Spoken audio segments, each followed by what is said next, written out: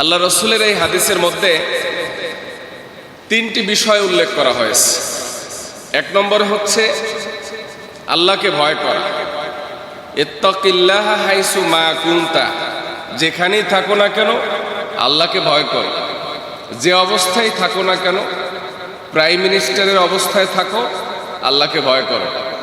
কারণ এই prime minister এগুলো আল্লাহর কাছে কি কোনো পদ? বলেন, পদ।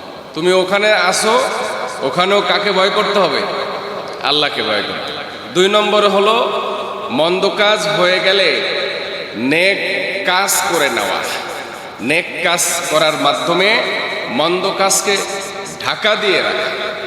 তিন নম্বরে হচ্ছে মানুষের সাথে উত্তম চরিত্রের মাধ্যমে ব্যবহার করা। এই তিনটা বিষয় হাদিসের মধ্যে উল্লেখ করা হয়েছে।